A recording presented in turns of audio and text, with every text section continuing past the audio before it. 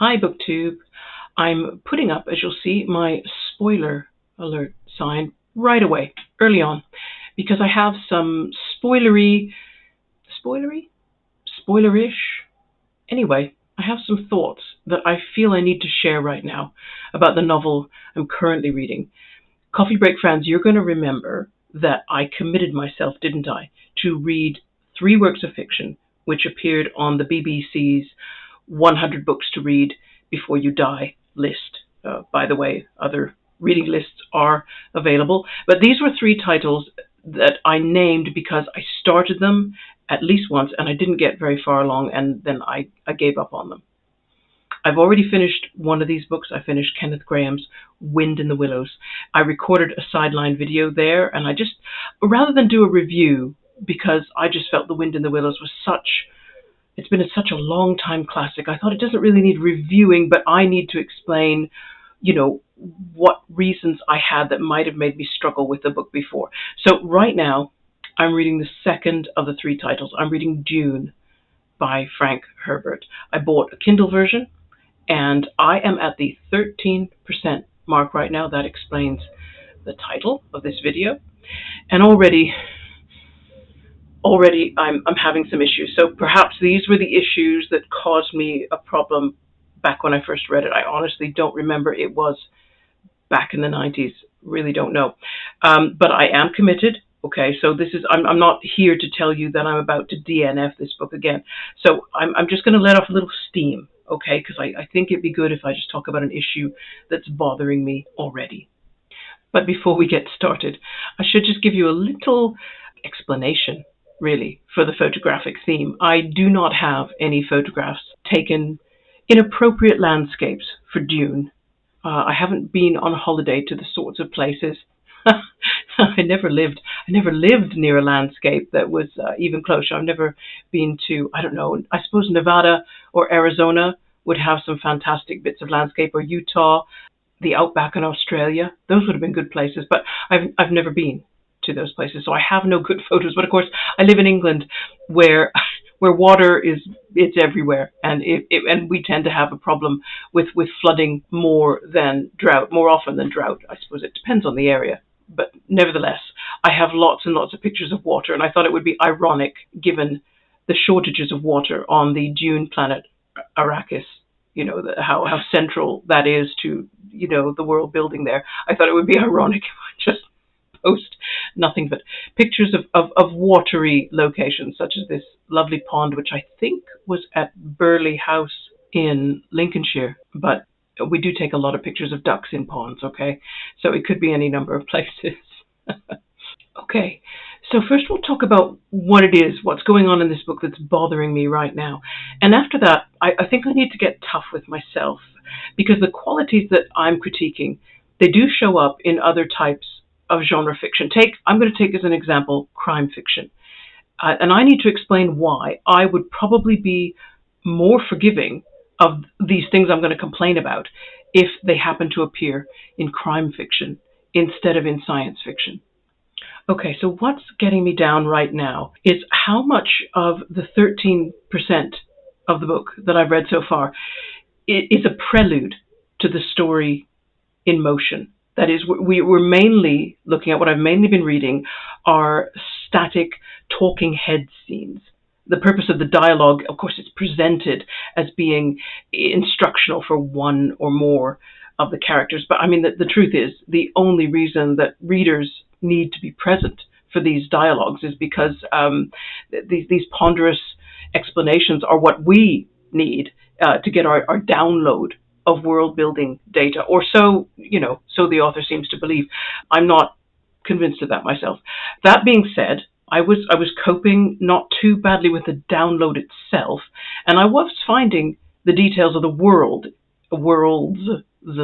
interesting. That wasn't a problem. And using the Kindle version, of course, it was allowing me to create flashcards. So I was creating my own little glossary of concepts and institutions and places and characters. I was enjoying that. So that wasn't necessarily a problem. But those static dialogue-heavy scenes in combination with another thing, and this other thing has to do with the way the author is creating or building character. how he's doing characterization. And I'm going to illustrate this with examples because I think that's going to work best. So I'm going to be quoting this from the Kindle version. I'm talking about page 53 or location 783. And this is where Paul Atreides, I hope I'm saying that name correctly, Atreides, he's describing his father, Duke Leto. And he says, quote, "The Duke was tall, olive-skinned. His thin face held harsh angles, warmed only by deep grey eyes. He wore a black working uniform with red armorial hawk crest at the breast." Right, so that's page 53. One day later in story time, and about less than 10 pages later, Lady Jessica, the Duke's concubine, is watching him enter a room, and she thinks this about him. It says, "She whirled, saw him striding from the arched passage to the dining hall. His black working uniform with the red armorial hawk crest at the breast looked dusty and rumpled." Now, maybe you wouldn't notice this, but I caught that immediately and went back and thought, so for two different characters have used the exact same wording, black working uniform with red armorial hawk crest at the breast. For two different people to think about a person's appearance in exactly the same way, it's so unlikely that it broke the fictional illusion for me. If the novel hadn't been written in 1965, I would have immediately assumed that what Herbert had done was copied the description from page 53 and put it onto page 62, just copied and pasted. As it was, I figured that what he must have had is some working notes, and instead of creating a unique way for Lady Jessica to see what her son saw the day before, it appears that Herbert just lifted that description word for word out of his notes and just dropped it into the narrations of their thoughts. Now, the point is that when you do that, when you do that repetition, I know those aren't the character's thoughts just by the sheer impossibility of it. I know that this is the author. The author hasn't crafted themselves into invisibility. I think I used that phrase in my White Whale video. I don't like it when authors aren't careful, and by making a choice about language, I know immediately they are there. And that takes me away from the characters. And it did. It detracted from their believability. I did not see them as... I had just sort of been accepting the illusion, the fictional illusion, and then that broke. And that's always very damaging. But that wasn't the only time it happened either. So I've got more examples here. It also happens with descriptions of Lady Jessica's hair. So, page 6, location 78, Paul describes his mother's hair with a simile. He says it's like shaded bronze. Okay? Then we're on page 27, location 404. This is the narrator's voice, but it's helping us to understand Lady Jessica's thoughts as she remembers her youth. And it says, quote, "A skinny girl with hair the color of bronze." And then a third time, on page 62, location 927, this is Duke Leto. He's observing Jessica, and he thinks, quote, "The face was oval under a cap of hair the color of," guess what, "polished bronze."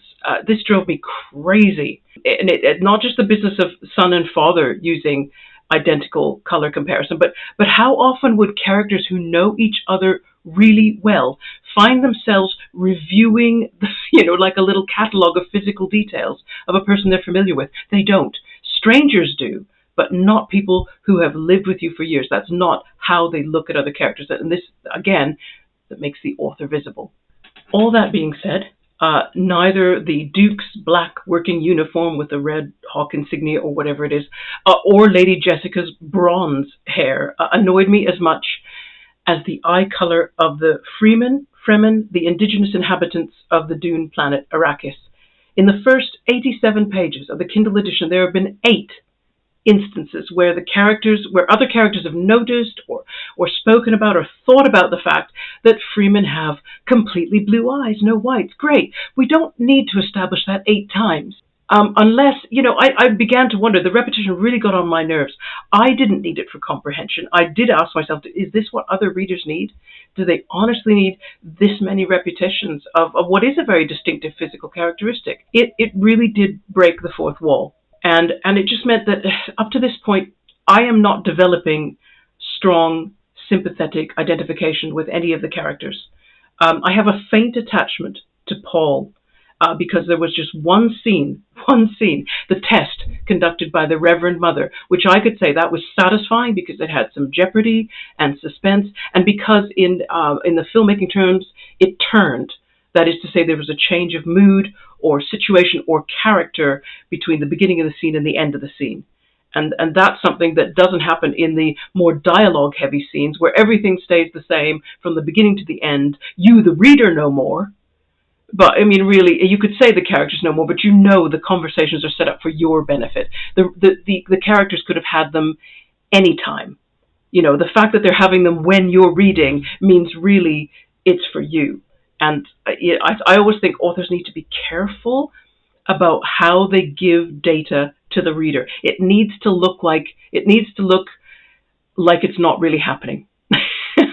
And also, I think it needs to occur while story action is going on, because that's the easiest way to fool the reader. If the reader's just getting little bits of knowledge while they are with characters and something's actually happening, that's when you don't notice that you're being educated about the world building.